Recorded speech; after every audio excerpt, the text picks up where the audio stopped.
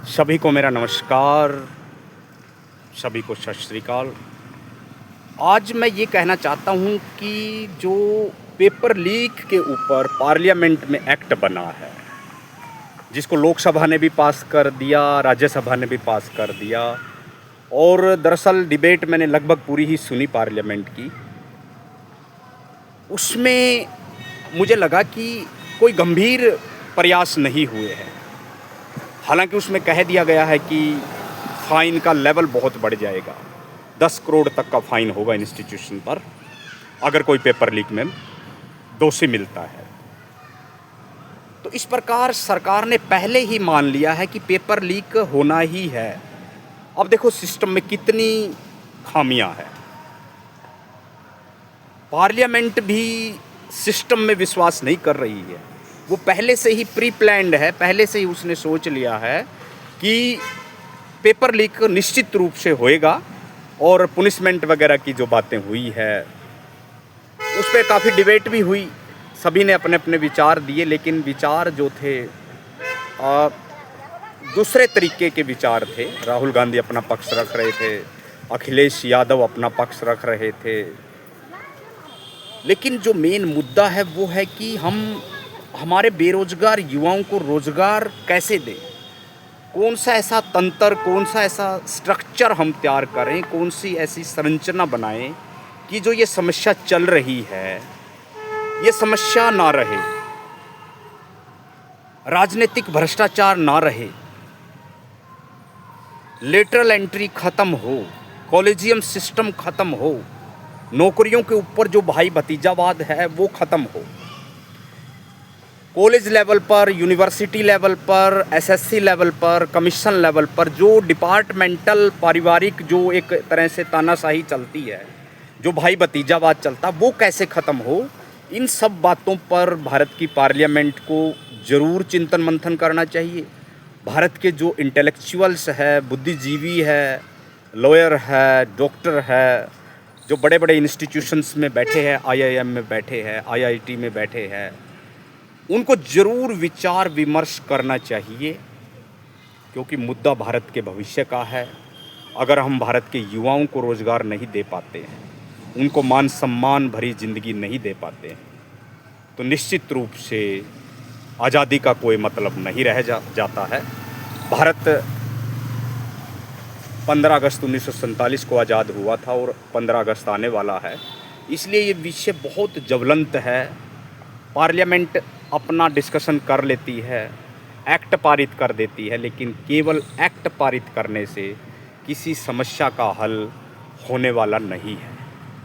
जो समस्या है उसके सामाजिक, आर्थिक, राजनीतिक, सांस्कृतिक कारणों पर चिंतन मंथन करना पड़ेगा। उस समस्या का स्ट्रक्चर क्या है, वो समस्या पैदा क्यों हुई, उसके ऊपर हमें सोचना पड़ेगा, बुनियादी विचार करने पड़ेंगे, और उसी विचार को परिपक्व बनाने के लिए हम एक बेरोजगार संघर्ष संगठन बना रहे हैं, जो बेरोजगारों के लिए काम करेगा, या जिनको रोजगार मिल गया है, अस्थायी रोजगार, चाहे वो पटवारी है, चाहे वो एक तरह से यूं सोचा जाए कि कॉन्ट्रैक्चुअल भर्तियों के माध्यम से अपनी ज़िंदगी गुजार रहे हैं, उन पर हम एक सिस्टमेटिक हम स्ट्रगल की एक परिपाठी लिखने चाह रहे हैं। उन समस्याओं पर विचार करेंगे, उन समस्याओं पर आप सभी के विचारों को हम इनवाइट करेंगे, उन समस्याओं पर आप सभी की बातों को सुनेंगे कि कैसे इस बेरोजगारी जैसी एक बड़ी समस्या को हम समझें, क्योंकि बेरोजगारी एक बहुत बड़ी, बहुत एक विकराल समस्या है। इसको समझना पड़ेगा, इसको पहचानना पड़ेगा। केवल एसएससी पर दोष लगा देना, यूपीएससी पर दोष लगा देना, यूजीसी पर दोष लगा देना, आईआईएम पर दोष लगा देना, या केवल जंतर मंतर पर मूवमेंट चला लेना, या केवल रांची के अंदर प्रदर्शन कर देना, उन सब से समस्याओं का हल नहीं होने वाला है। बड़े गंभीर प्रयास करने पड़ेंगे। दुख की बात यह है कि आज तक भारत में, ये मैं बिल्कुल मजबूती के साथ कह रहा हूँ, गंभीरता से कह रहा हूँ कि ना तो किसी राज्य सरकार ने, एक फंडामेंटल कोई प्रयास किया है, कोई मूलभूत प्रयास किया है बेरोज़गारी को ख़त्म करने के लिए या लोगों को रोज़गार देने के लिए। और ना ही भारत की पार्लियामेंट ने और ना ही किसी मिनिस्ट्री ने इतना एक मैच्योर एक्सपेरिमेंट किया है कि लोगों की बेरोज़गारी की समस्या ख़त्म हो जाए। तो मैं आप सभी को इनवाइट करता हूं और एक भूमिहीन बेरोज़गार संघर्ष आंदोलन हम शुरू करने जा रहे हैं। उसमें आप सभी यूथ इनवाइटेड हैं, आप सभी के विचार लिए जाएंगे, आप सभी से बात की जाएगी, आप सभी से उसमें एक प्रॉपर शमूलियत का एक आपसे मैं गुजारिश करता हूं। आप सभी बुद्धिजीवी हैं, चाहे उसमें देखो सभी को हम इनवाइट करते हैं, कोई मज़दूर है, किसान है, दलित है, कोई पिछड़ा है, कोई सवर्ण है, सभी को। बिल्कुल ये सर्वजातीय एक मंच है और इसमें हम आप सभी को इनवाइट करते हैं और बहुत जल्द ही इसकी घोषणा कर दी जाएगी, विधिवत घोषणा, और हम अपने लेवल पर काम करेंगे। और निश्चित रूप से मैं आपको पूरा विश्वास दिलाता हूं कि हम पूरी एक टीम के साथ, जिसमें लगभग भारत के सभी राज्यों के बुद्धिजीवी लोग, प्रोफेसर्स, डॉक्टर्स, लॉयर्स, कानूनविद और कई रिटायर्ड पर्सन शामिल है, उनसे विचार विमर्श किया जाता है। हर तरह के सेमिनार, सिंपोजियम किए जाते हैं, डिस्कोर्सेज किए जाते हैं, और जो बड़ी बड़ी बॉडीज़ है कॉन्स्टिट्यूशनल और नॉन कॉन्स्टिट्यूशनल, चाहे वो यूजीसी है, यूपीएससी है, या जितने भी कमीशंस है भारत के, उन सब से प्रॉपर इंटरेक्ट किया जाता है। भारत के प्रशासनिक नज़रिए को समझने का प्रयास किया जाता है और भारत के उस समाज को समझने का प्रयास किया जाता है जो आज भारत के 80 साल की आज़ादी के बाद भी अपने आप को एक भारतीय कहने में गौरव महसूस नहीं करता। तो आप सभी इनवाइटेड हैं, आप सभी हमारे अपने हैं। तो मैं बिल्कुल आप सबसे एक गुजारिश करूंगा, अनुरोध करूंगा, मेरी एक पुरजोर आपसे अपील है कि आप निश्चित रूप से इस मुहिम में अपना योगदान दें, क्योंकि भूमिहीनता की समस्या भी एक बहुत बड़ी समस्या है। लैंडलेस सोसाइटी है बड़े लेवल पर, जो बहुत बड़ा कारण है।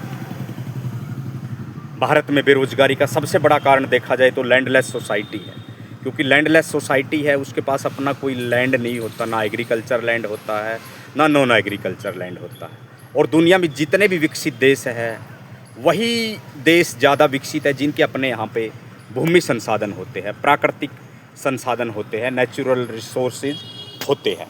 तो देखो, मैं इतिहास का छात्र रहा हूँ, उसके बाद इतिहास को टीचिंग किया और मैंने इस समस्या को बड़ा बारीकी से समझा, और मैं भी प्रशासन की उस विकराल कुव्यवस्था का शिकार हुआ कॉलेज लेवल पर, यूनिवर्सिटी लेवल पर। तब मैंने इस मुद्दे को समझा है कि बेरोज़गारी क्या होती है, क्योंकि एक बेरोज़गार आदमी जो होता है उसका अपना एक स्वाभिमान डाउन आने लग जाता है, उसका मोरल डाउन आने लग जाता है, उसके विचारों में प्रखरता नहीं रह पाती। लेकिन हम उस भारत के निवासी हैं जहाँ पे भगत सिंह, शहीद उधम सिंह, चंद्रशेखर जैसे महानायक पैदा हुए, जिन्होंने भारत की आज़ादी के लिए लंबी जंग लड़ी और फिरंगियों से भारत को आज़ाद कराया। 15 अगस्त आने वाला है, तो मैं निश्चित रूप से आप सभी को एक बुलंद आवाज़ के साथ जय हिंद कहना चाहूँगा कि आप आइए और मेरे से भी विचार विमर्श कीजिए। हम बहुत आगे बढ़ रहे हैं, लोगों के अच्छे विचार आ रहे हैं, लोग बड़े जागरूकता के साथ हमें सहयोग दे रहे हैं।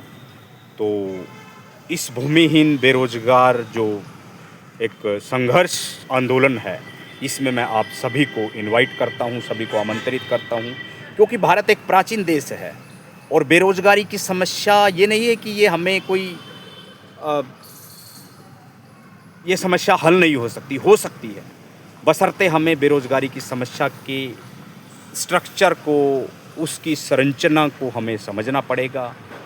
हमें पहचानना पड़ेगा कि कमीशंस के अंदर बैठे लोग जो कमीशन का मेंबर बन जाते हैं, चेयरमैन बन जाते हैं, क्या वो अपनी भूमिका सही से निभा पा रहे हैं या केवल कानून बना रहे हैं। क्योंकि कानून जब तक आपका एग्जीक्यूशन उसका अगर अच्छा नहीं है, पीपल पार्टिसिपेशन नहीं है, लोगों की सहभागिता नहीं है, आपका कोई भी कानून पास नहीं हो सकता और वो कानून केवल एक काला कानून बनकर रह जाता है। इसलिए आप सबसे मेरी यही गुजारिश है कि केवल पार्लियामेंट में एक्ट बनाने से या कॉकरोच जनता पार्टी का आंदोलन चलाने से या रांची वाला जो मूवमेंट चल रहा है उससे कुछ हल नहीं होने वाला है। अगर आपको हल करना है तो निश्चित रूप से आपको मजबूती के साथ आना पड़ेगा। मैं आप सभी को इनवाइट करता हूं। भारत के लगभग सभी राज्यों के बुद्धिजीवी लोग हमसे जुड़े हैं और बेरोजगारी की समस्या एक बहुत बड़ी समस्या है।